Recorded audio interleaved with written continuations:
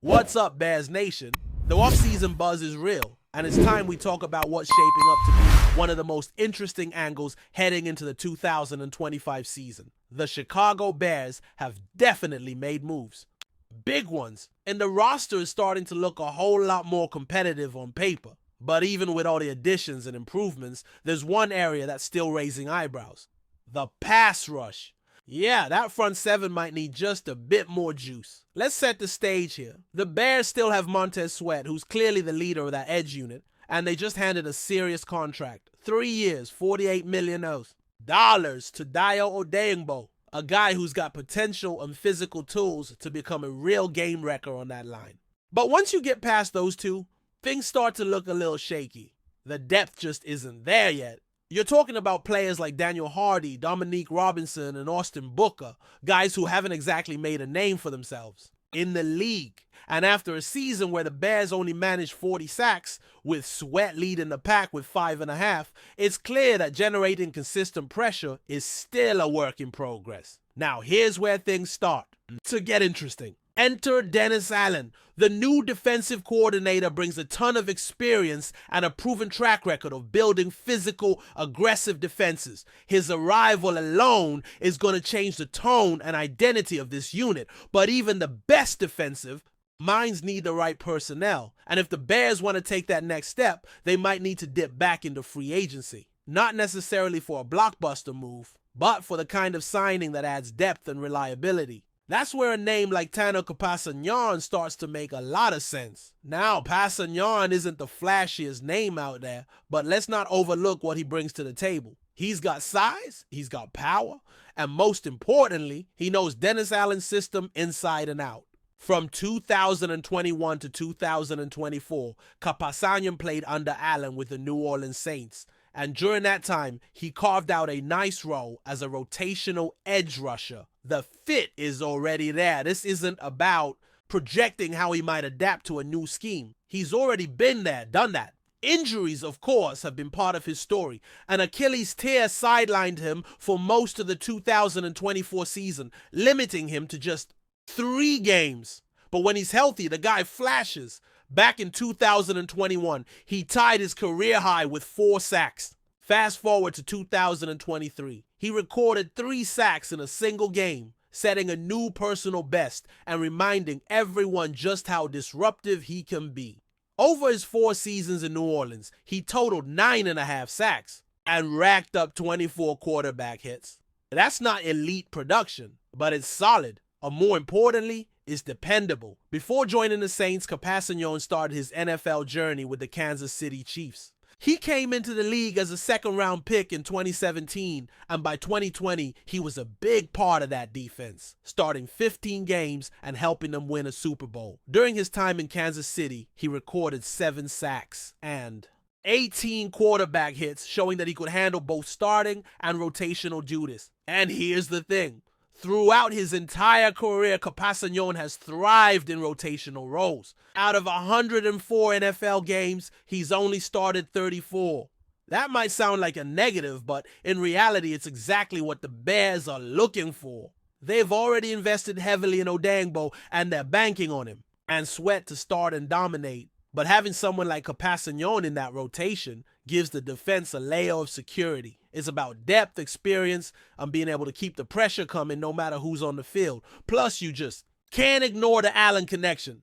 If there's one coach who knows how to maximize Passanyan's skill set, it's Dennis Allen. He's worked with him for 4 seasons, understands his strengths and weaknesses, and knows how to plug him into the right situations. That kind of familiarity is rare, and it's a big reason why this potential move is gaining traction. It's not just about bringing in a body. It's about bringing in someone who already knows the system and can contribute immediately. Right now, the Bears are still evaluating what they have in-house. Austin Booker is going into his 2nd year and might be in line for a bigger role after playing just 27% of the defensive snaps last season. He's a name to watch, no doubt, but he's also unproven. And in the NFL, you can't afford to go into a season hoping that your depth players will suddenly become game changers. Sometimes you got to bring in a known commodity. Someone who's been in the trenches and knows how to handle those high pressure moments. That's why Capassignon is such a compelling option. He might not be the headline grabber,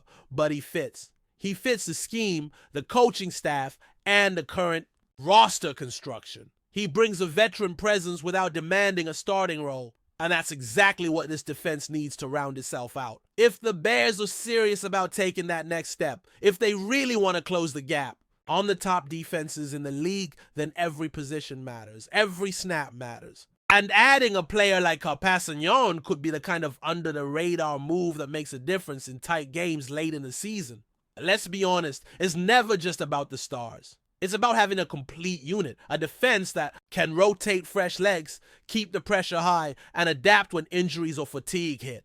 That's the kind of depth Chicago needs to be thinking about right now. And while Capassignon might not walk into Halas Hall and suddenly transform the Bears into a top 3 defense overnight, that's not the expectation. And honestly, that's not the role Chicago would be bringing him in for. What matters here is adding that reliable layer behind the starters. In today's NFL, defensive line depth is more than just a luxury. It's a necessity. Teams rotate edge rushers constantly to keep them fresh, especially as offenses get faster, more dynamic, and harder to contain. You need to be able to throw waves of pressure at a quarterback, not just lean on 1 or 2 guys and hope they make magic happen every Sunday. That's why the idea of pairing Passignon behind Sweat and Odeyingbo starts to sound less like a backup plan and more like a smart strategy. What's fascinating about Passignon's career is how consistently he's found a way to stick around and make an impact. Even if it's not always on the stat sheet.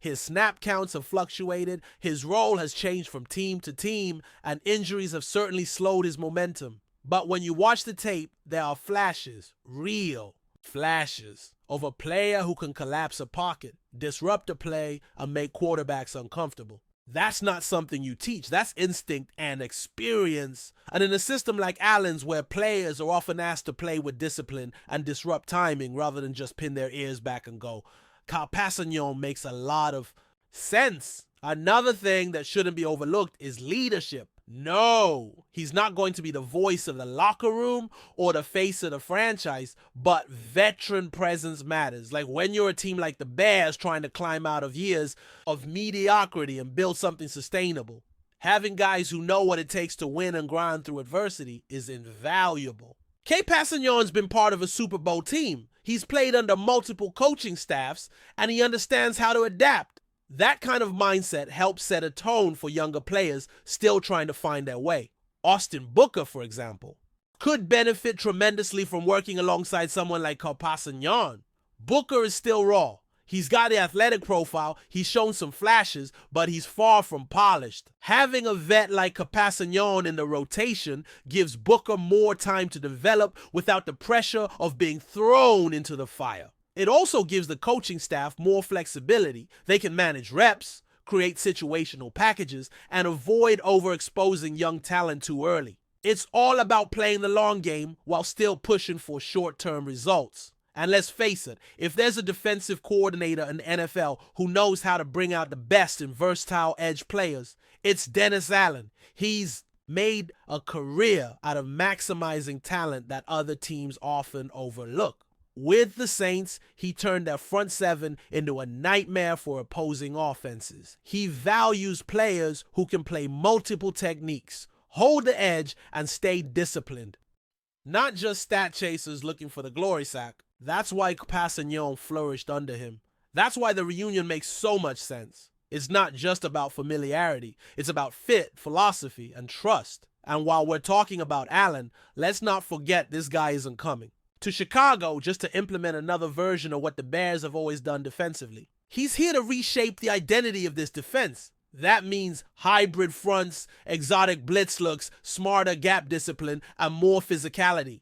That requires buy-in, not just from starters, but from everyone on the depth chart. You bring in a guy like Capassignon, and you're adding someone who already speaks that language. He knows the terminology, the concepts, the expectations. Before we continue, don't forget to subscribe to our channel and give this video a like. Your support helps us keep bringing you the latest updates on our Chicago Bears. And don't be shy, drop your thoughts on the news in the comments below. Rumors are swirling around the Chicago Bears as recent comments from head coach Ben Johnson have ignited speculation about the future of star running back DeAndre Swift. In a statement that has left fans and analysts buzzing, Johnson reportedly said he's not playing with me anymore when asked about Swift's role on the team moving forward. This cryptic remark has fueled a firestorm of questions about what exactly is happening behind the scenes in the Bears locker room. DeAndre Swift, who has been a crucial part of the Bears offense, suddenly finds his status under scrutiny. Following these remarks, the phrase "not playing with me anymore" hints at a possible rift between coach and player, or perhaps signals a major shift in team strategy. While neither the Bears organization nor Swift have officially commented on the situation, insiders suggest that tensions may have been simmering for some time. Speculation ranges from a potential trade to internal disagreements about Swift's role or even fitness concerns. Some sources suggest that Johnson's vision for the team's offensive scheme might not align with Swift's playing style, creating a disconnect that could force the Bears to consider moving on without their dynamic running back. Alternatively, this could be a strategic move by the coaching staff to shake up the roster and spark a fresh start after a challenging season. The timing of Johnson's statement is especially intriguing given Swift's recent performances. Despite flashes of brilliance on the field, there have been moments when his impact seemed limited, possibly hinting at deeper issues such as injury, motivation, or off-field distractions. The uncertainty around Swift's future with the Bears has left fans on edge, wondering if a blockbuster trade could be on the horizon or if this is just the beginning of a more complex narrative. Adding to the intrigue is the competitive nature of the NFL market for talented running backs.